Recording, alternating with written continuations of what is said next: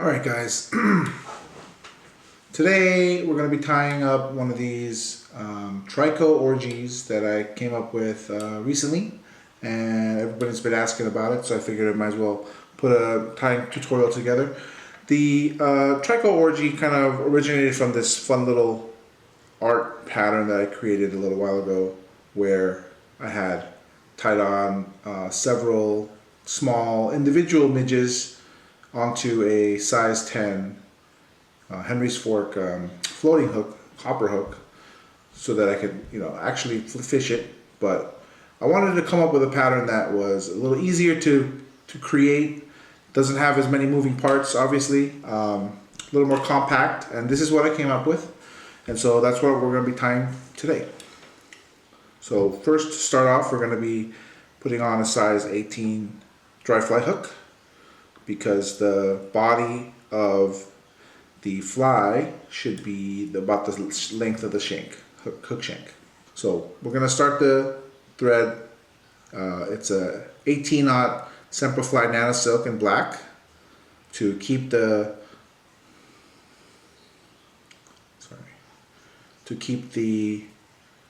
bulk down. We're going to put down a base layer here in the front and all the way to the back of the bend. And that's where we're going to be tying in our first material. So the first material is EP trigger point in, it says color Betis, doesn't really matter, just something dark to match the body of the fly, right? We're going to cut that into about a quarter length piece, maybe a quarter of a pencil thickness. And we're going to figure eight that into the back of the fly here. And this will become your posts that you're going to be tying on the wings to. So, you want to keep this somewhat long because you're going to need to be able to grasp it and pull on it and such. So pull it tight, wrap a couple of wraps in front to keep it in place, lock it in place so it doesn't pull out or twist around, and then a couple more figure eights to lock it down.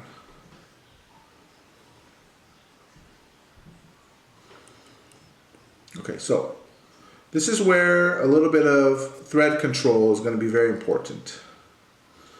So as you post this up, you want to, angle it so that it's easy for you to get access to it, to be able to see what you're doing. Spin the bobbin counterclockwise, and then that'll make your thread jump downward, which is what you want, because if it jumps up, you're going to have a problem maintaining control. So the trick here is to, after you wrap, pull it tight so that you're pulling against the direction of the post. Let me see if I can do it this way so you can see. Pull the post in the opposite direction. Then, if you let go, your thread should be in the position that you want it to be in without jumping around too much. So you're gonna work your way up to about the shank length of the hook. In height, so that it's going to represent the body of the fly, right? And then at the top, where you're going to create your wing, figure eight the wing material in there, you want to put at least 3 or 4 good solid wraps on top of each other to keep that point solid, and then work your way back down again. And if you need to spin your thread again, pinch the top here, spin the bobbin to get that counterclockwise direction again, and then work your way back down to the tie-in point. Okay, so don't worry too much about having touching turns here. The point of this first set of wraps is to give it a little structure, so that when you're ready to do the next actual material tie-ins, you'll have a little bit of base to work with. So work your way up, and you're going to post the other side as well. And this is where it helps to have a rotary vise, because it allows you to position the fly where you need it to be in order to get the best angle for yourself. So I'm going to go up to about here, where it's about the length of where I want the body to be. And then I'm going to do your 3 or 4 turns right at the top there on top of each other, and then work my way back down.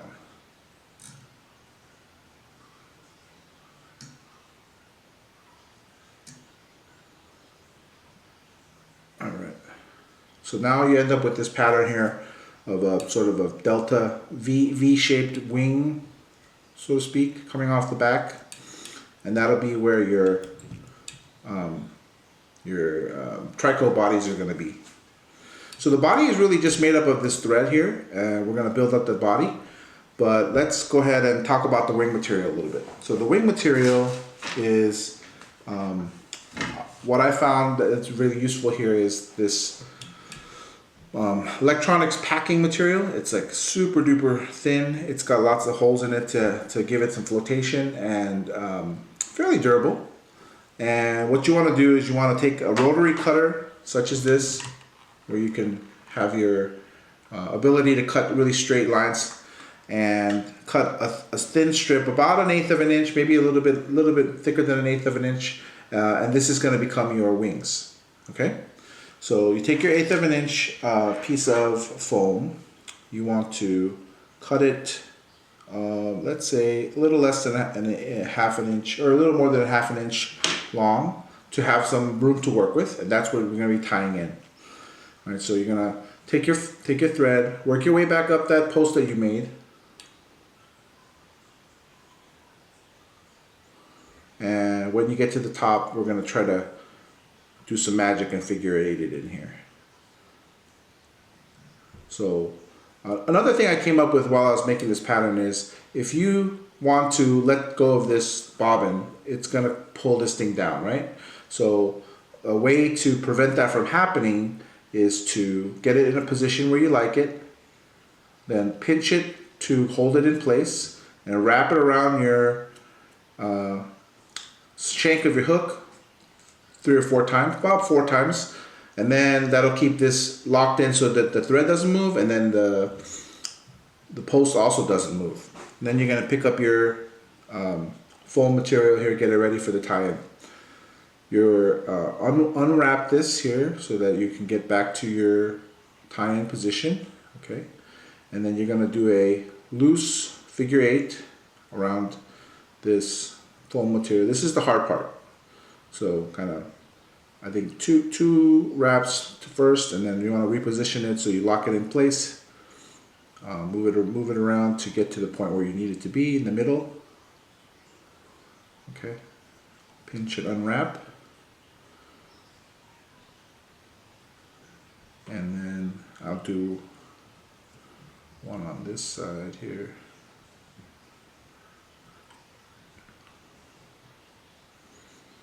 One.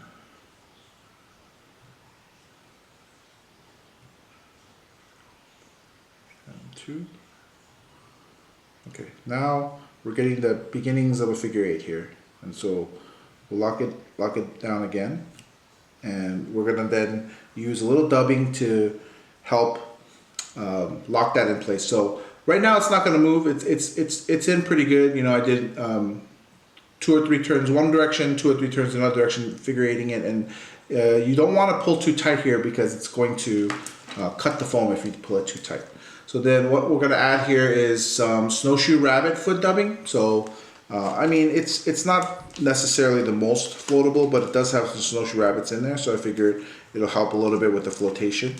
And I'm just going to pull out the thinnest of wisps, and I'm going to dub it onto here while it's still locked in place, so that I don't have to jostle the body any more than I have to. Okay, then I'm gonna pinch this again, unwind, work my dubbing noodle up to the tie-in point, and then do some figure 8s to get the dubbing around the section of the body where I want it to go.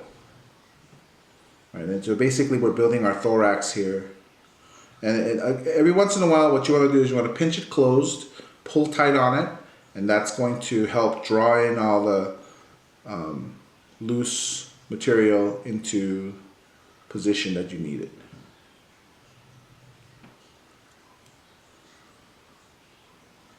Okay, and again, it doesn't have to be perfect here. I think it's okay to, let me show you the other side here. You can see how it's got some dubbing there and building a thorax, and at the end of the day what you're looking for is a silhouette that's thicker at the thorax than it is in the body, right? So that's what we're going for here. Now, once you're done with that, we're going to work our thread back down. Try to do touching wraps in this section here if you can, because now we're getting ready to, this is the actual body that you're creating, so you don't want to have too many lumps and bumps in here. Okay, and then lock it down with like 2 or 3 wraps around the shank. All right, we're good. We're done with tying in the first set of wings. I actually do like to cut the wings at this point because I don't want to deal with cutting other materials from the other sections later on. So what you're going to want to use if you got them is some curved scissors, and these from Renomet are one of the best that I've come across. They're the curved fly tires, and they have a nice shape to them so that when you trim the wings, you're going to get a good mayfly shape. All right, so you want to draw up the wings, point them upward so that they're married together. Make sure that they're level first. So take your straight scissors and cut them level, about the length of the body in length. Okay, and then we're going to take our curved scissors and just curve the cut the back side only to yield a shape sort of like this as a baseline. You see how I only cut the back side of the wings here, and then you can come back in and do a little bit more detail work using your fingers to brace it so that you can round off some of the corners that are sharp and get that mayfly wing shape. So if you've seen the pictures of Tricos online, you'll see that there's a more of a broader section here, and it sweeps up into kind of a rounded tip, and that's what we're going for here, right?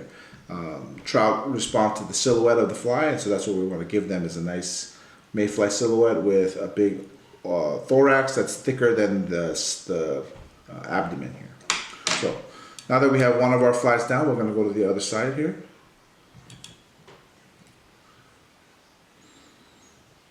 Get back into position. And we're going to post back up to this guy, this little guy here.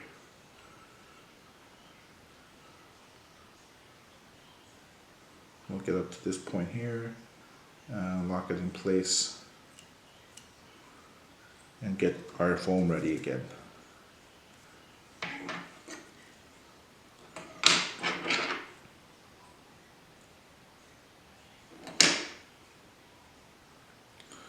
So we have our foam. Hold the post to help prevent it from moving around too much, and then let's give it a counterclockwise spin. Okay, now we're ready.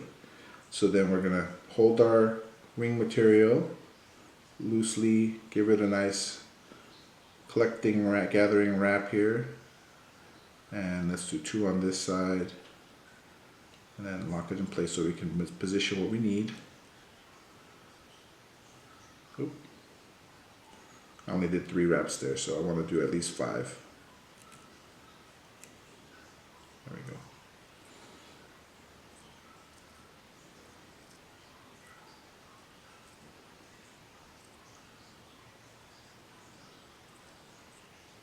So you gotta futz around a little bit. I mean, this is not, I would say that the level of difficulty of this tie is fairly high. You know, you're not just tying on the shank, you're using techniques and pulling it into different orientations. There's a lot of stuff going on here. But in the end, I think that it yields a fly that is pretty unique, and it gives the fish a different kind of profile.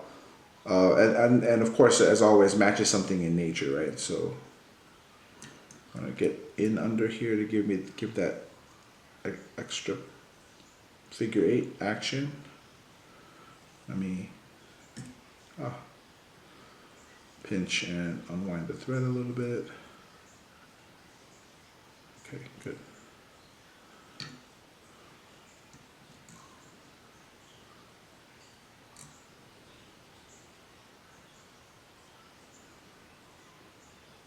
Do it on the other side.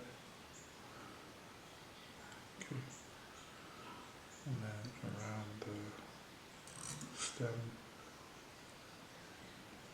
and lock it down while I get my dubbing. 3, 4,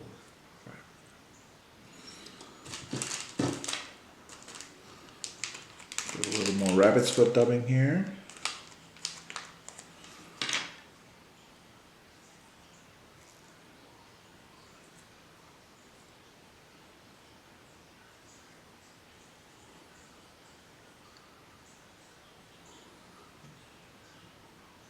Unwind it, push it against the body and do a nice figure 8.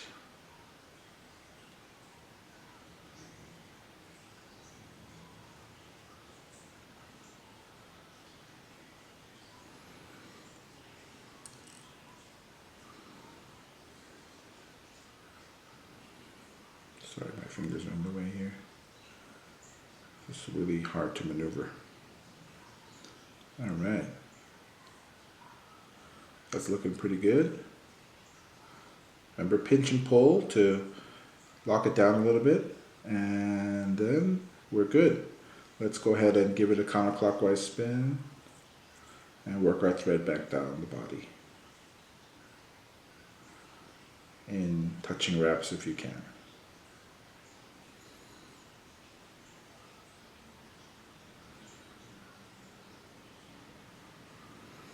All right, and let's lock it down here. Good. Again, we're gonna pull this wings up and cut it with our scissors. So same procedure as before. We're gonna lift up the wings to marry them.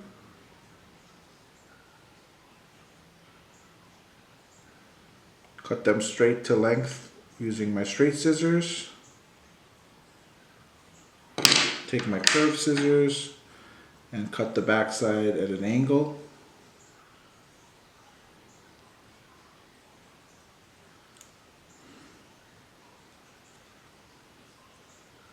And then fine tune. So the point of marrying them and cutting them is just to get a little bit more of that symmetry in there before I do the final cuts. I found that if I do this step one at a time, then one wing will certainly be more dramatically affected than the other one, and so at least this way you get a little bit more of that symmetrical shape to start. Okay, so now we have two of our bodies attached. So at this point we're going to be adding in our tail, and before we do that we're going to add in a little bit of flash here. Tyler Boroff mentioned to me that it would be cool to have some pearl flash in here, so I said, oh, why not? I think that's a good idea, and I decided to put it in the middle here because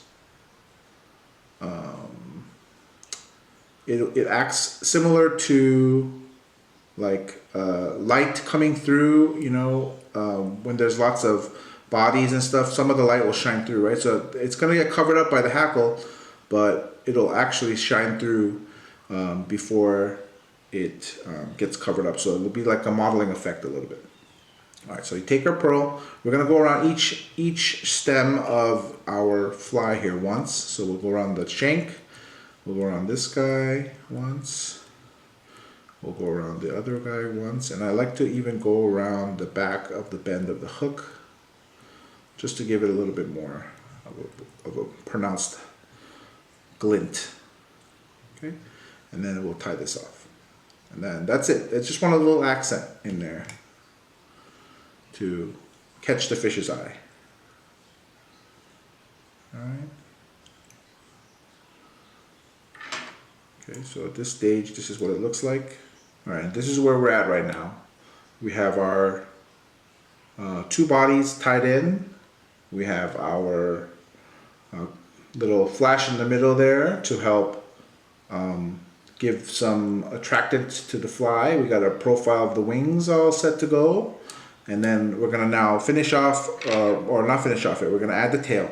So here, you're gonna be wanting to use some midge hackle, really, really small hackle, because you want that size of your hackle to be about, like representing the tails, right? So I got my midge hackle here. I preened out some of the fibers here so that it's easy to stick out, and I want a little haphazardness, so I'm not gonna cut out a section of this and only wrap in one hackle. I want it to be a little bit messy. So we'll tie this in, and we're going to do the same procedure we did with the flash. We're going to just do once around each of the stems, and that should represent the tails, right? So I'm going to do once around the shank, once around this guy, and once around this guy right here. And I'm keeping everything as close to the shank as I can, and then we'll simply tie off. And I'm just looking for like a blob of hackle here. It'll do two things. It'll present the tails, you know, like let's say multiple tricos are climbing all over each other. Can't really distinguish where the tails are, so that's kind of what it represents. And then it also will add some floatability as you fish it. And now I'm just cleaning up a little bit here. All the errant fibers. Okay. And then we'll tie that in. Clean up the rest. So this is going to now be the body of the third trico. So I want to have a nice clean body here if I can manage that. I do have a little bit of a tie-in bump right over here, but I don't think it matters too much because we got that tail in there, and that's going to help cover that up. So I'm going to go to the eye of the hook and maybe leave myself a little room here. So I'm going to back off of it a little bit and get my foam wings ready again.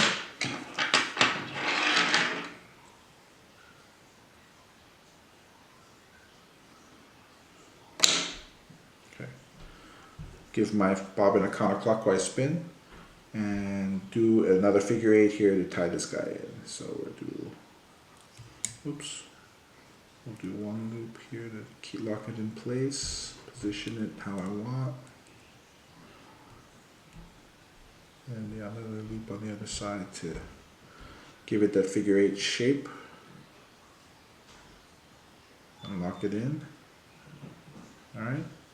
And one more time.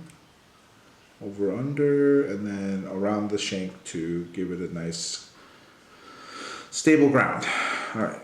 So we have our wings. Let's add our dubbing.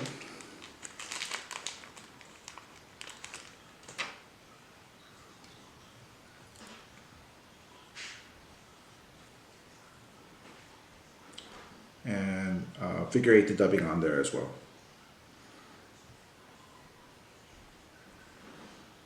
So over, under, don't forget that you want to have dubbing underneath that tie-in point, not on top. The top is not as important as the bottom because that's what the fish are going to see. So make sure you get some wraps right under the figure eight part of that.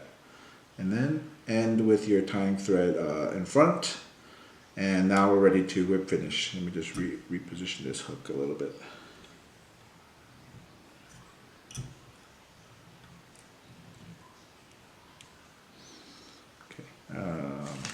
Then we'll take our whip finish and whip finish right behind the eye of the hook here.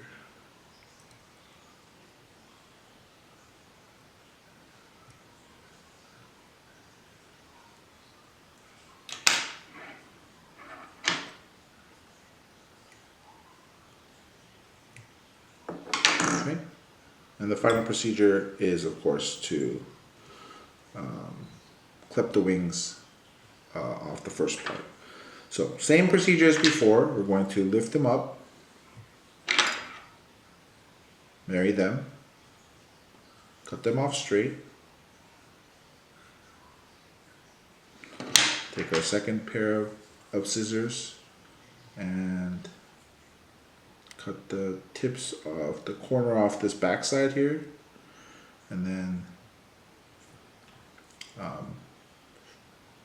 clean it up. Cut to shape.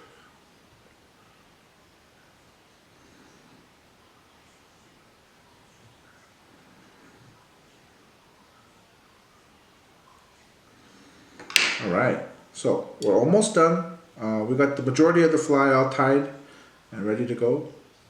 But the last thing we need to do is kind of trim off these EP trigger point fibers, right? So we got this shape going on, and honestly, I think if you just cut it straight, you could fish this pattern. However, what I like to do is, given that this is a mayfly, I want to give it some mayfly legs and so on. So I'll flare the EP trigger point a little bit, and then come in here with my scissors and kind of do that hairstylist trick, right? Just want to give it some uneven edges.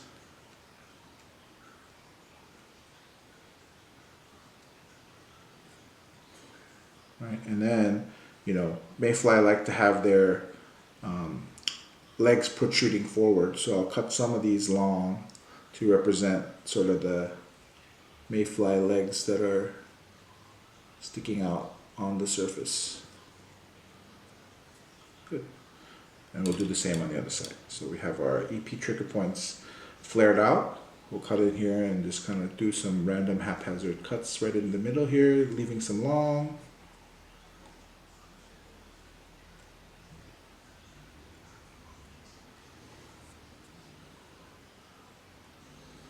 And then we'll do a couple of legs that are longer.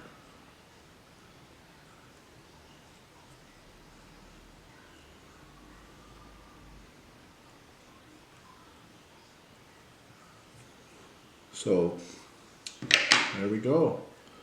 Kind of preen it a little bit, move it around a little bit, put it into position, but for the most part, we got our profile that we're looking for, right? We got our 3 bodies with some bigger thoraxes. The wings are nice profile that they can see. We got the tails in there. We got a little flash in there. Yeah, so a little more involved than most flies. However, I think that this is going to be an effective pattern. Hope you guys enjoyed, and hope you guys tie up some yourselves. All right, tight lines.